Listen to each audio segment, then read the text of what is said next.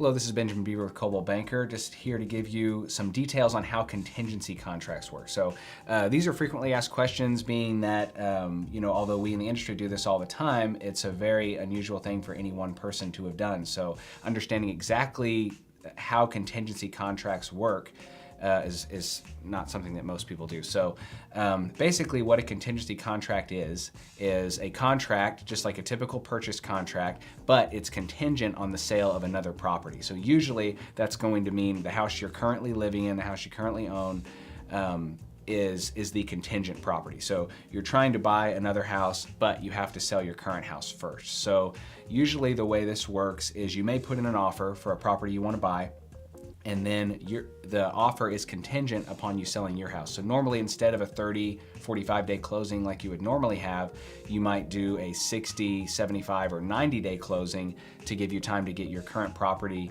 under contract, and then we may close both properties on the same day.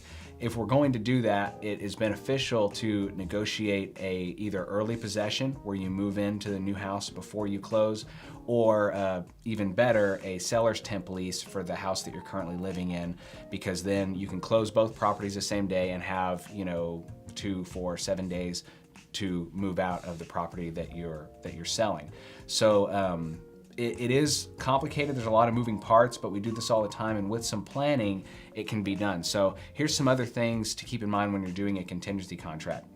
These contracts are not typically super appealing to sellers because there's that element of uncertainty and risk. It's like, hey, well, what if we take this contract and then 2, 3, or 4 months go by, the buyer is not able to sell their house, and then basically the seller has just burned all that time on the market. So that is mostly true. It's not 100% true because the seller can still try to get a non-contingent offer. If the seller gets an offer that is non-contingent, they can't just accept that offer without giving you any notice. So basically the way it usually works is if the seller, you have a contract on a property that is contingent, the seller gets another offer that is not contingent, typically they would give you, the buyer, 3 days notice and say, hey, we have another contract we want to accept, and you have usually 3 days to either remove your contingency and proceed or withdraw your offer. So if you don't have another way to proceed without the contract being contingent, you really won't have any choice but to withdraw your offer.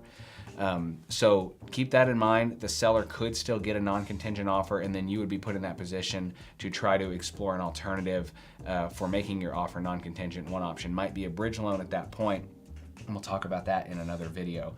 So that's basically the way contingency contracts work. Usually they're more appealing to the seller once your house is under contract. So sometimes a buyer will put their house on the market, try to get a contract. As soon as they do, they'll make an offer on another property and attempt to close both at the same time. That's a very common thing to do. And if we do it that way, we do want to have a either seller temp lease or buyer temp lease, and we can talk about that in more detail. Contact me with any questions.